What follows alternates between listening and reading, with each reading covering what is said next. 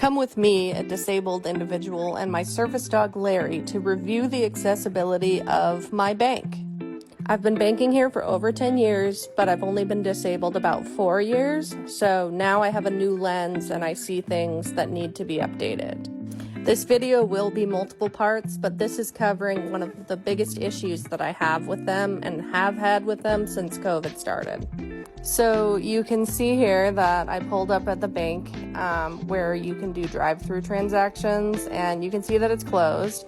But when you pull up, there's this sign here basically saying that drive-through is temporarily closed and that they're sorry for the inconvenience, which is fine. I definitely understand that things happen and things break, but this sign has been up for more than 18 months, and I confirmed that today with someone who worked at the branch.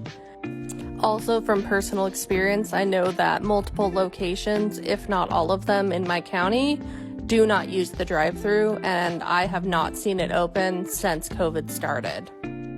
I went back to find my review from a year ago and found quite a few others. Interesting how they still aren't listening. Welcome back to part 2 of rating the accessibility of my bank.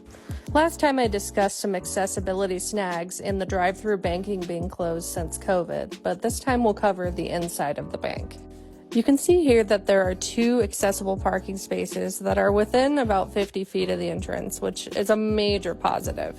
I took a picture of the sign because I found it interesting that they referred to service dogs as guide dogs. Not all service dogs are guide dogs. Guide dog is a term that's specifically coined for a service dog who assists someone with a visual impairment. I only mention this because there's a common misconception that the only people who use service dogs have visual or hearing impairments, when in reality there are many types of service dogs who provide many different tasks to their handlers. This branch in particular has double sets of double doors, neither of which had an automatic opening button, which is really difficult. One of the employees, however, did say they are working on getting a button soon. One big positive of this branch is the wide open spaces, which makes it a lot easier if you have a wheelchair to navigate through.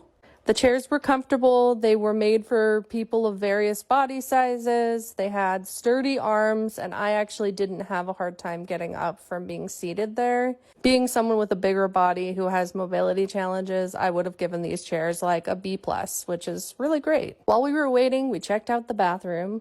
The only thing I'll say about this bathroom is the accessible stall did not seem to have a ton of room for someone in a wheelchair.